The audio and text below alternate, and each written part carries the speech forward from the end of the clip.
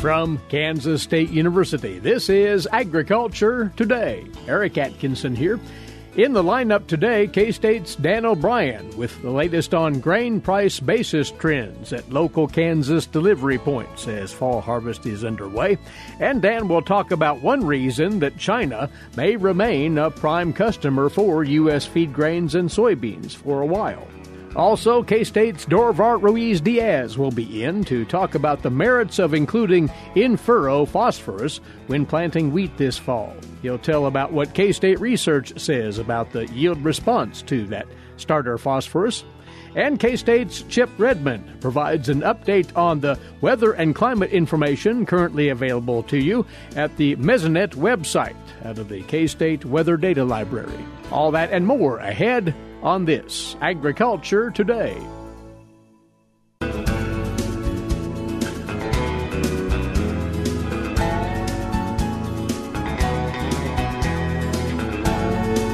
Welcome to our Friday edition of Agriculture Today. We'll get right into the grain market scene as we typically do at week's end. Along with us once more, Dan O'Brien, grain market economist, K-State Research and Extension, checking in from his office in Colby, northwest Kansas. Dan, the price trends in the grain markets a little more spring back in their step, so to say, this past week. Sure, an interesting situation in that we're on the cusp of harvest out here where my office happens to be in far western Kansas, northwest Kansas. Some of the more drought-affected dry land acres have been cut, and I'm sure you can look at the progress around the state, southeast, pretty strong progress, and there's a lot of harvest going on. The futures are holding up really pretty well. Been looking at the basis here of late, and basis really in all these areas has declined some. It's interesting that basis in the eastern third of the state, corn basis, has fallen to a level at or lower than the average of the last several years. Not terribly, but from a strong basis levels this summer, now as supplies coming on, that basis has gotten more in line and maybe just a hair weaker than normal. In the central part of the state, this is for corn basis has declined some, but really towards the top end still of anything we've seen the last several years. In the western third of the state, the basis has also declined some, weakened some for corn, but we still have the strongest, tangibly, the strongest basis that we've had since and including 2017. So just a tale of three different relative weakening of basis levels. And that's with D's corn, 529 and a half. And, we do these on a weekly basis. I looked at where prices were last week, and I basically just changed the number by a quarter to a half of a cent. Again, not a lot of change in the futures. I looked at the volatility numbers. The Chicago Mercantile Exchange provides volatility indices, and volatility in corn futures has been declining. So with sideways to slightly lower futures, but volatility, again, the up and down, the daily jumping around, having declined some, declined a lot for corn, but yet we're still at 529. To me, that looks like a market that I said, okay, harvest is coming on. We still see positive factors out on the other side of this typical harvest weakening in prices. So with that in mind, we still are sitting at a price, 529 for the futures. That's a historically a very good price. Mm-hmm. So to me, again, sideways futures, declining volatility now pretty much says to me that we have optimism beyond harvest, that when we get supplies available and our Hurricane Ida damaged port system gets to full functioning, that we'll see kind of borrowing from our livestock people some compensatory gain in where exports will go. Mm. So that's a positive. And, you have similar stories, almost identical stories for soybeans.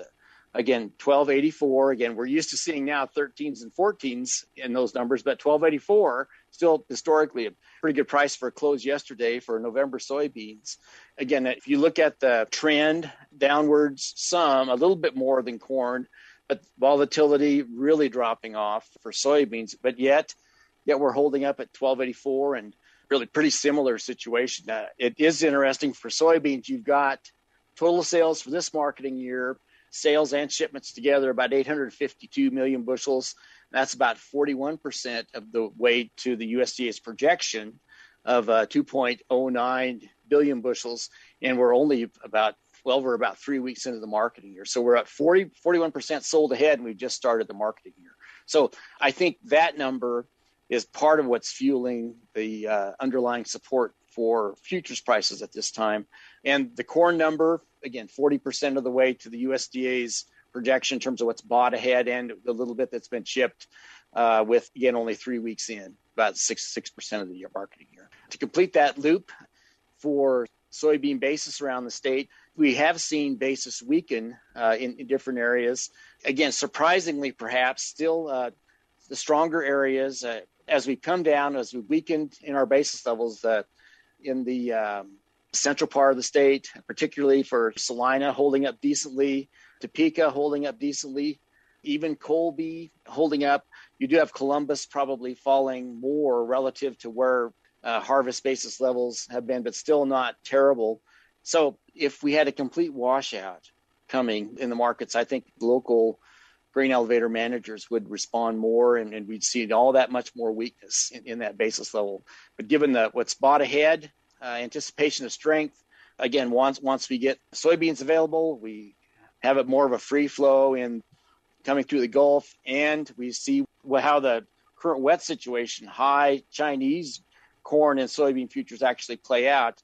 I think all those are kind of underlying supporting factors, even in the midst of our current harvest. On that very latter point, you've been watching, worldwide weather events for sure, but in China, they're having issues again, overly abundant moisture, and their prices are starting to escalate considerably again, which may put them right back into the market more aggressively and stay in a buying mood, Dan. Well, there's ways to go, and you hear news headlines about Chinese energy policies changing and all of that, but still they've been coming to the market of late with purchases. They had, kind of surprisingly within the last week, went ahead just probably because of Hurricane Ida and lack of availability out of the U.S., they'd gone in and bought some very high-priced. Their buyers had bought a good quantity of soybeans at very high prices. So that's probably just a Band-Aid to get through the time until U.S. supplies are available. So here we're sitting at the cusp of harvest. If you look at the U.S. for soybeans, we're 6% harvested. We're zero. We haven't even started in Kansas yet. For corn, U.S. corn harvest is 10% done, and we're about 20% in on Kansas. Now, I would think, at least where I'm sitting at, drier areas on the dryland side probably coming out first, no doubt, or wet corn going to feedlots or whatever. Anyway, the point is that we're on the front end of harvest, and with, I guess, the availability of supplies still coming, we'll have a kind of a standoff between pessimism with the futures, because of whatever supply-demand numbers we have, and then if there's demand pull coming from export buys, and the basis probably be pretty strong. So we'll have to see. I would say that next USDA crop production WASDE report coming in about the end of the first week or so in October will be a big harbinger of where the markets will go. There are so many rumors of people being disappointed with corn yields or being really encouraged with corn yields or soybean yields as they come, that we just have to get out into the fields and see what we have. But I guess to go against the flow, there's still room for surprises, even to the downside on yields. And given that, hey, we're holding up at these decent levels price-wise, a 100, 200, 300 million bushel decline in U.S. corn production and or soybean production this year would be responded to, I think, pretty readily. Take those ending stocks numbers for corn that are projected for this new crop marketing year from 1.4 back down towards 1.1, 1.2, and we're right back in tight supplies and fears driving buyers again. And for soybeans, of course, the last WASDE report actually raised ending stocks to 180 million bushels, but that's not much compared to the 5 and 6 we've had when we really had a lot of supplies.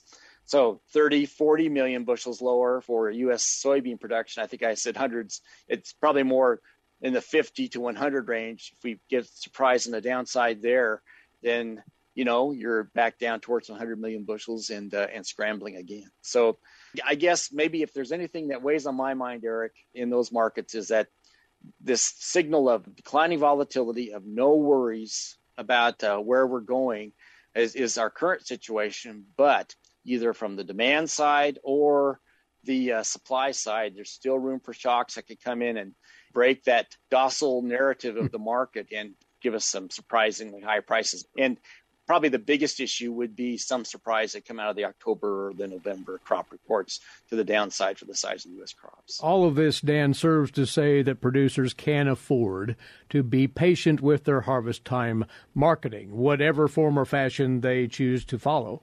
Well, they can. It's hard to do when you're staring right at 3, 4, 5, 6 cent per bushel per month storage charges if you're going into commercial storage. And if you've seen what they've seen of late, pretty level prices. I guess it depends how used you are to storing grain. If you have grain on farm, well, that's one thing. If you're a landowner and you get a note from wherever your grain's at, says, well, you can hold it for 15 days and storage is coming. Mm-hmm. A lot of those folks may or may not have the mindset to want to take on extra expenses. So a lot of probably absentee landowner sales probably happen. And I'm not saying that's a bad decision, but we tend to, in that state, avoid the cash cost risk. This last year we did that, and we had a number of factors led to markedly higher prices post-harvest. And so people with that experience fresh in hand probably think a little bit more about storing grain, just with the idea that these problems overseas could come in and give us some higher prices later on. Very well. A favorable market environment it is this harvest, though, for sure. And it's all talked about in full in Dan's notes on the trades at agmanager.info, posted each week. And Dan, thank you, as always. Thanks, Eric. Take care. That from grain market economist Dan O'Brien, K-State Research and Extension, opening up this Agriculture Today.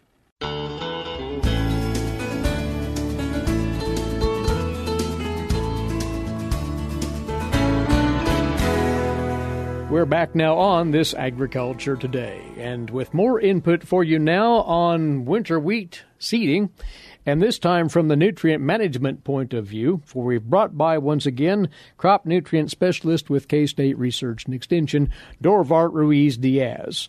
And we're narrowing our discussion this time around, Dorivar, to an approach to fertilizing new wheat stands that some folks have employed, maybe others have looked at, applying fertilizer in furrow. And we're talking mostly about phosphorus here, you say.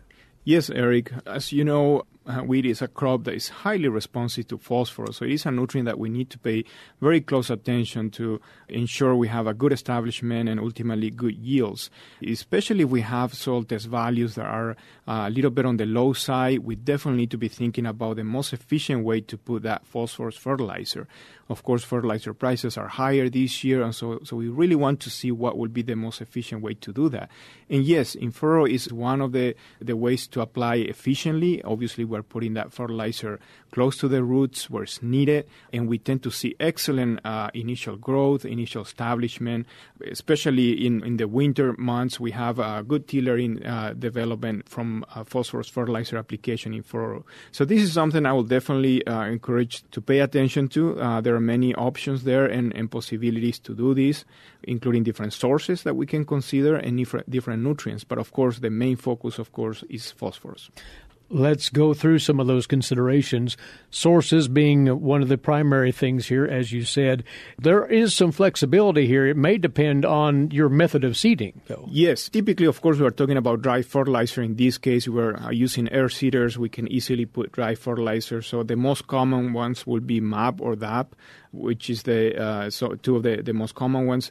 Of course, nowadays we do have other fertilizer sources that have maybe sulfur and even zinc in the blend, things like MESC or 40 Rock, and there are others as well in the market. This kind of fertilizer also provide nutrients like sulfur, which is also a good alternative. But one of the things we need to focus on when it comes to the different fertilizer sources is what is the amount of nitrogen we have in that component. And this is important because for two reasons. One, of course, the nitrogen is helpful, but also we have to be careful not to put too much nitrogen with the seed because we can have some seedling damage and obviously affecting the stand establishment. And so there are some guidelines that we can follow there. One of the guidelines we can use is not to exceed about 20 pounds of nitrogen in furrow in a coarse texture soil. If we have a fine texture soil and decent moisture, we can go up to 30 pounds of nitrogen. And so again, higher than this, we have the risk of causing some damage. Now, one thing I want to emphasize here also when I'm talking about that nitrogen is coming from either MAP or DAP. It's not coming from urea. And so if we do have a urea in the blend, that's obviously a concern. We typically will not recommend urea in furrow because urea will basically, in the process of hydrolysis, release some ammonia, and that's toxic to the seedling. So we can have some seedling damage. Now, there's still some questions. What would be safe in terms of nitrogen application in furrow if we want to increase maybe a little bit the efficiency of those fertilizers? And we have some studies showing that maybe putting 10 to 20 pounds is a possibility, especially if we are using things like nitrification inhibitors or polymer-coated urea. Those kind of things can definitely help to make that nitrogen from urea much safer. But again, going back to the main point really of phosphorus, we want to pay attention to that nitrogen component, either we're using MAP or that fertilizer sources. Is there any room here for using a liquid source as opposed to a dry fertilizer? Yes, and that's definitely an option, and I know some producers who are doing that. Typically, of course, dry fertilizer may be a little more practical with the drill or air seeders, but obviously liquid fertilizer will be also very efficient. 1034O in particular, which is the most common one, will basically be agronomically equivalent to any dry sources. So in terms of the agronomics and the potential differences in availability, we really don't see any difference in ore soils between dry and liquid. So those are essentially equivalent in ore soils in Kansas. And I will really focus here on what's practical and what's economical in the specific operation rather than looking at liquid versus dry. But it's certainly one alternative. If the producer have the capability to use liquids, that's definitely one good option as well. Does row spacing make any difference in the rate of application? Yes, absolutely. And when I mentioned that value of about 20 pounds of nitrogen in coarse texture soils versus 30 pounds in fine texture soils, I'm talking about 7.5-inch spacing. If the row spacing, of course, is wider, if we go to 10 inches, for example, we need to start reducing the rates because essentially we're putting more fertilizer per length of row. And so, again, we want to cut back on that rate a little bit. Typically, we say no more than about 15 to 25 pounds, depending on texture and moisture conditions.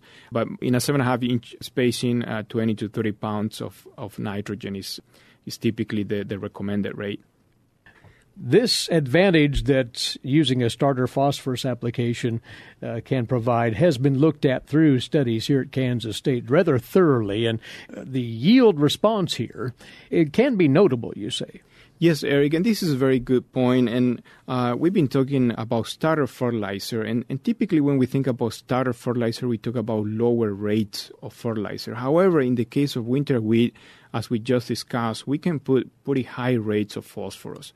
Typically, this will be not just to complement phosphorus fertility, but actually to provide 100% of the phosphorus needs. And in fact, we can put higher rates that may have some residual phosphorus fertility there for the next crop, which is one thing that is something to consider if we are thinking about putting maybe a higher rate of phosphorus with the drill for wheat. We can essentially feed that wheat crop and leave some residual for the following year, whether we're coming back with corn or soybean in the future. That phosphorus is going to be there, it's going to be available. So going back to the yields, yes, if we are thinking about putting 100% of the fertility, we'll see excellent yield increases. We have multiple studies across the state where we see significant yield increase with the application of phosphorus fertilizer.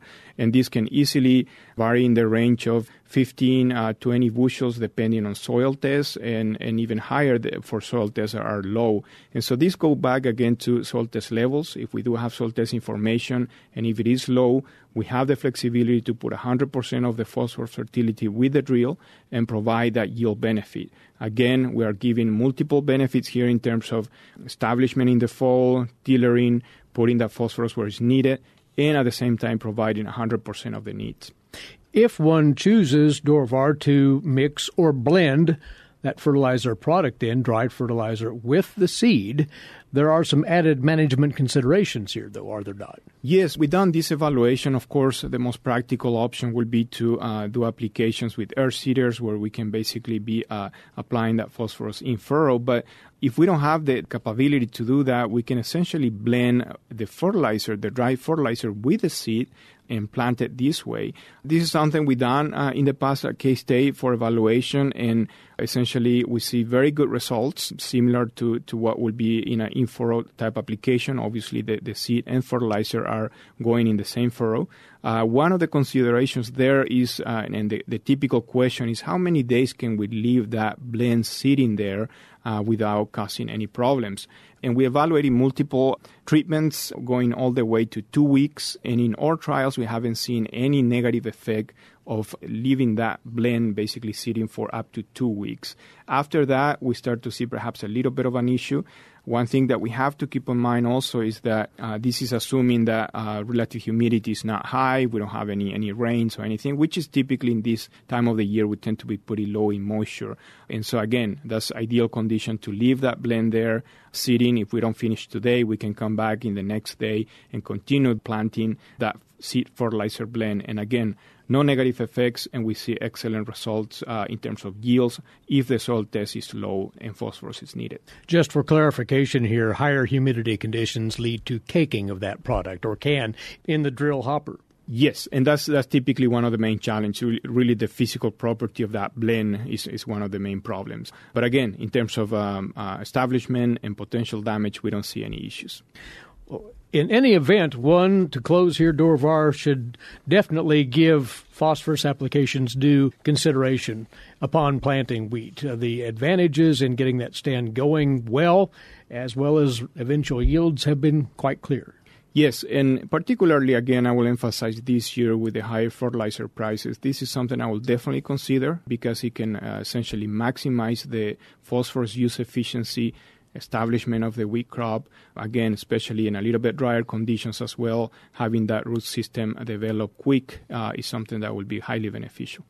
As you might imagine, Dorivar has authored an article on this very topic of in-furrow applications of phosphorus to wheat at seeding time, which was posted in the Agronomy e-Update newsletter dated a week ago yesterday. That would be the 16th of September. You can find that at agronomy.ksu.edu.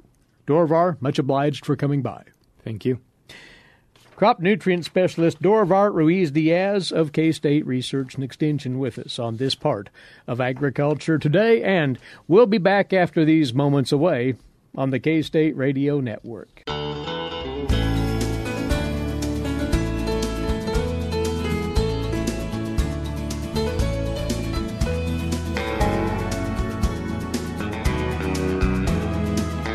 You are tuned in to Agriculture Today, coming to you from the campus of Kansas State University. Eric Atkinson here. Next up, today's agricultural news headlines for you, courtesy in part of DTN. Well, farmers would get up to $25 per acre from the Farm Service Agency to grow cover crops, funded by a $28 billion allocation that would go to USDA conservation programs in that House budget reconciliation package, part of the Biden administration's $3.5 trillion plan. Under the details, this bill would spend $5 billion for a cover crop program that would operate through the FSA. Another $9 billion would boost spending for the EQIP program, and $4 billion for the Conservation Stewardship program. A caveat for the spending in these various programs, if the funds and the budget are approved, is that the funds would have to be used for conservation practices that mitigate carbon emissions. The House Budget Committee is expected to meet tomorrow to debate budget reconciliation. Interestingly, the $28 billion conservation package was not discussed yesterday when the House Agriculture Committee met to talk about private carbon markets. USDA programs came up repeatedly throughout that hearing. However, committee members did not talk about the prospects of how the reconciliation package would play into carbon programs at USDA. Earlier this week, the USDA Secretary talked about the latest efforts to assure compliance from member nations in the U.S.-Mexico-Canada trade agreement. The USDA's Rod Bain has more. An update on U.S. efforts to assure full compliance of its trading partners in the U.S.-Mexico-Canada agreement, courtesy of Agriculture Secretary Tom Vilsack. He told state agriculture secretaries and commissioners this week that dialogue continues with its counterpart in Mexico. We will continue to press Mexico for compliance with the terms and conditions of the USMCA, whether it's GE corn or whether it's glyphosate or other issues that separate us. One area of agreement the secretary is looking forward to starting next month. Access to U.S. potatoes in that Mexican market, something that we have been working on at USDA over the course of several administrations. Secretary Vilsack adds the U.S. continues to press Canada regarding USMCA dairy provisions. We have encouraged the U.S. Trade Representative's Office to continue the consultation process under the USMCA to make sure that the dairy provisions in particular are in fact fulfilled in the way it was intended. We continue to press and will continue to press our Canadian friends now that their elections are over. I'm Rod Bain reporting for the U.S. Department of Agriculture in Washington, D.C. Even if agricultural facilities are designed to avoid wastewater discharges, a recent EPA action to rescind Trump-era groundwater guidance could expose farmers and ranchers to Clean Water Act liability. A week ago yesterday, the EPA announced that it was rescinding a guidance document issued by the Trump administration back in January following a Supreme Court ruling in the case of County of Maui versus Hawaii Wildlife Fund. The U.S. Court of Appeals for the Ninth Circuit previously ruled pollution discharges traveling through groundwater and to a navigable water required Clean Water Act permits. A Pacific Legal Foundation attorney, Glenn Roper, who argued in the Maui case, said the EPA's recent action could reduce a landowner's ability to defend against Clean Water Act violation allegations. The Trump guidance, he said, provided more protection to landowners.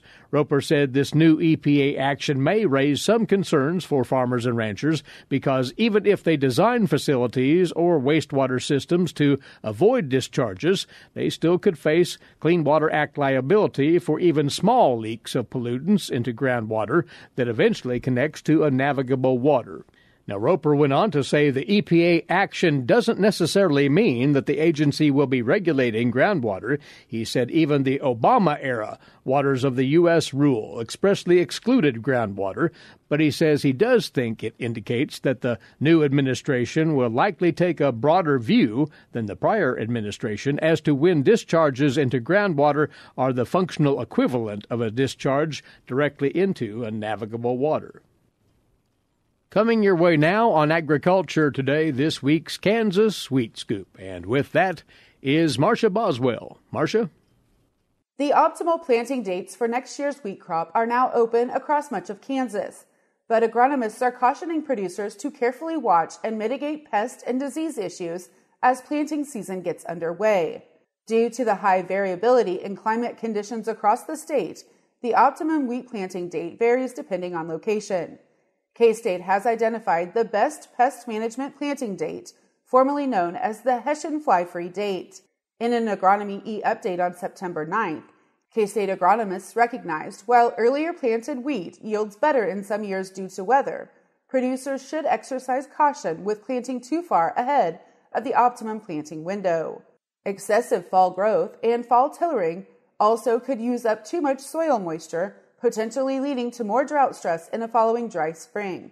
While producers may be tempted to take advantage of recent moisture in some locations, planting early can also lead to increased disease and insect pressure from wheat streak mosaic virus and related diseases, Hessian fly, armyworms, and barley yellow dwarf.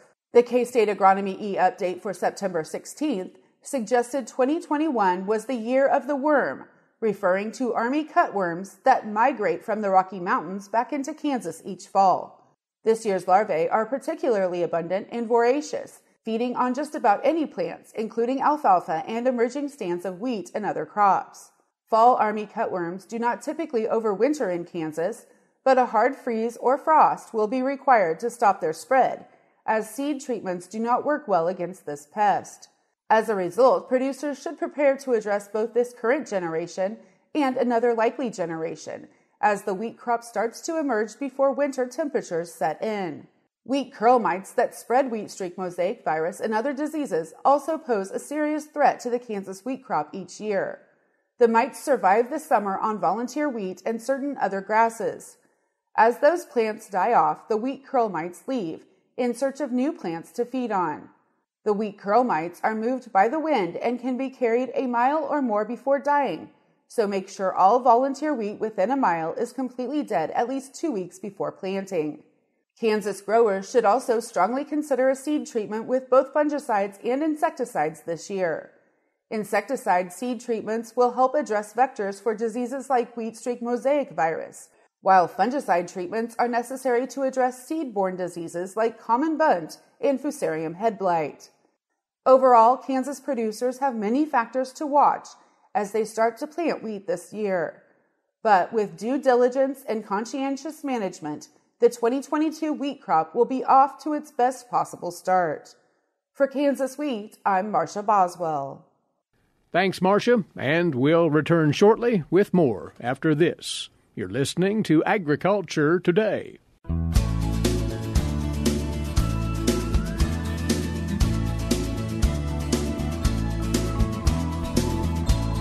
Welcome back. You're listening to Agriculture Today. As you're accustomed to during this time slot on a Friday, weather is the topic, and if you were with us last Friday, you'll know that we provided a send-off to now retired K-State Research and Extension climatologist Mary Knapp, and we wish her well as she has headed down that retirement path now.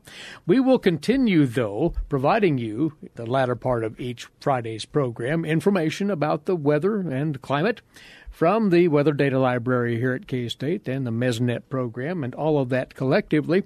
For joining us now is a meteorologist in the Department of Agronomy who works with all of that. We've had him on before. Chip Redmond. Chip, thanks for joining us. Yep, thanks. It's changing times, a little bit of changing the guard, but we're looking forward to keeping everything moving forward as well as performing just as we always have and throwing some new things out there as well.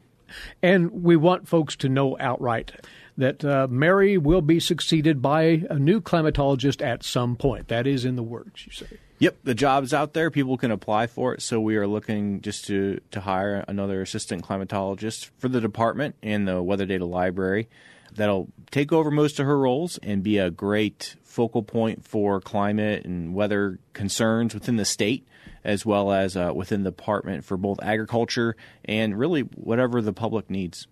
Folks will be hearing from that individual once they come on board, whenever that might be. But you've been good enough as well, Chip, to avail yourself to the program and will be part of the mix as we talk about weather and climate here on the broadcast. What we'd like to do this week and next is catch folks up on the services provided by the Weather Data Library, by the Mesonet program here at K-State. And maybe it would pay just to talk about the two in a broad context here. Yeah, so Weather Data Library is just an umbrella term that we use for the Kansas Mesonet and the State Climatologist Office. It started originally as a Weather Data Library and branched off into other things, but the main focus of all of it is that we collect data and we disseminate that information to people in a way they can easily use it. So the Mesonet collects all the weather data with 75 weather stations across the state, provides it real time to the public via the website, as well as is available for historical purposes. And that information also goes immediately into decision support tools, such as soil moisture and inversion monitoring and that type of thing. The Office of the State Climatologist focuses more on historical data sets. And, the Mesonet has a few stations that have been there for 30 years, but there's a lot more throughout the state on different networks, especially the National Weather Service Cooperative Observer Program.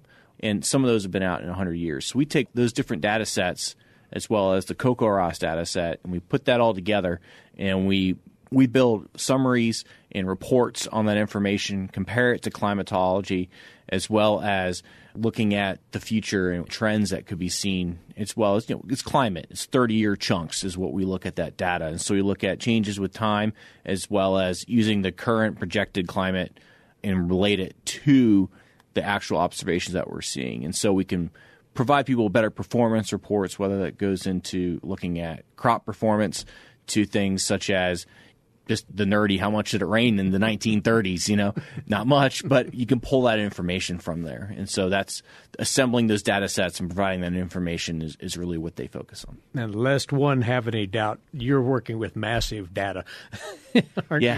There's more and more data on a daily basis, and that's a good thing because we're representing areas across the state that have possibly never had recorded information. And so that's kind of where the Mesonet and the Climate Office go hand in hand is we put out these new locations and hope that we don't underrepresent any region of the state because weather changes quickly over short distances. We know that with spring or summer rainfall especially. But representing some of these regional climates is really important to us, especially when we start to look long-term. Are we actually seeing temperature variation or precipitation variation? That's super informative for us. And the more data we get, the better decisions we can make in the future. Next week, we'll speak a bit more about the weather station network and how it has grown so much, and you continue to expand that service. We'll delve into that. But let's, for the balance of our time this week, if we might, Chip, talk about those tools available to producers on Mesonet, and especially those that might have the greatest value here in the fall season. Yeah, our mindset changes. Folks are really interested in harvest, so humidity information is very important. They can get that, just current humidity. They can get that on the main page. Other products, such as the freeze monitor, is probably one of the bigger ones. We have thresholds of temperature that people can look at, whether it's 32 or 24. Maybe we're looking at wheat injury in the future. And so they can look at how long we were below those thresholds at which locations, as well as maybe give it perspective of freeze climatology too. So you can look at the earliest freeze and the latest freeze, as well as comparing that to the average too. So we store that information. And lastly, soil temperatures have been a concern lately. I know it's been warmer than normal, and so folks are kind of holding off on wheat planting until that soil temperature cools off. You can look at soil temperatures on the Mesonet as well. All of these tools, and we've only scratched the surface on the whole bevy of tools that are available there, are quite up to date. This is near real-time information, isn't it? Right. All those tools update either on a 5 to 15-minute time frame, depending on how much processing has to happen in the background. But so that you can look at what it is right now, and it also looks at the previous day or two, depending on the tool, and you can see what were the values previously. But that updates every 5 minutes to 15 minutes, and it's tremendously handy, user friendly. You like to brag about that. Well, yeah. I say if folks can find the menu, then they're good to go. But that menu's those 3 bars in the top left, and when you go to that main page, you just click those 3 bars, and that opens up a world of resources to you. And the address, which we've quoted many times, we'd remind you again, is mesonet.ksu.edu, mesonet.ksu.edu. So much more to visit with you about, Chip, and we'll do so next week right here this same time. Many thanks for now. Thank you. Thanks for having me. Meteorologist, K-State Department of Agronomy, Chip Redmond there. And that's our time for today. Looking ahead to Monday's broadcast, be with us to hear from Iowa State University's Lee Schultz on the cattle markets. Also, we plan to have in K-State's A.J. Tarpoff. The word is that anaplasmosis disease is ramping up in cow-calf herds in the region, and we'll take that topic on with A.J., along with more for you right here on Monday. Please rejoin us then. Meantime, a good weekend to you. Eric Atkinson here. This has been Agriculture Today over the K-State Radio Network.